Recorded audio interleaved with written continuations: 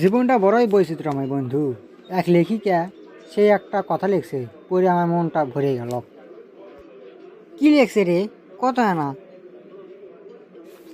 তাহলে শুন।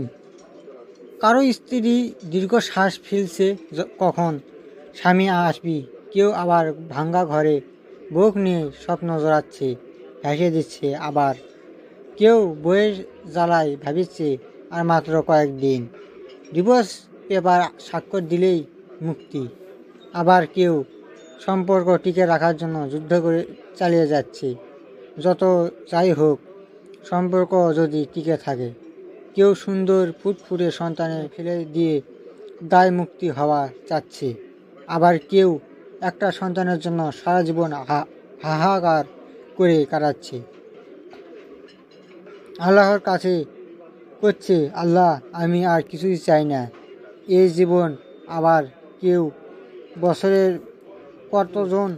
কতজন ভালোবাসা মানুষ পরিবর্তন করাচ্ছে আর হিসাব নাই। আর কেউ একটা ভালোবাসা মানুষের জন্য অপেক্ষা করতে করতে সারা জীবন পার করেছে।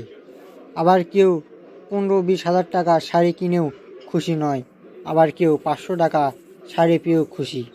কেউ 5 স্টার হোটেলে বসেও তৃপ্তি করে ভাত খাওয়া পাচ্ছে না, আবার কেউ ম্যাগিতে বসে পেঁয়াজ কাঁচামরিচ দিয়েও তৃপ্তি করে ভাত খাওয়া পাচ্ছে। কারো লাখ লাখ টাকার খাটে ঘুম হচ্ছে না, ঘুমের ওষুধ খাওয়া লাগছে। ঘুম এদিকে কাঠের চকি ঘাড় লাগার সাথে সাথে ঘুম ধরছে কাঠে।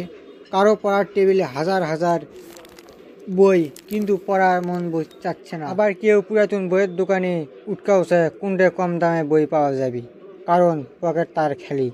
কেউ কোটি কোটি টাকা গাড়ি চড়েও চিন্তা করছে আমার সন্তানক এখনো মানুষ করা পানো না।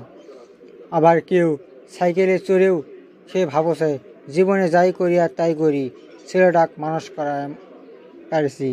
সত্যি জীবনটা বৈচিত্র্যময়। যারা অল্পতে খুশি তারাই সুখী।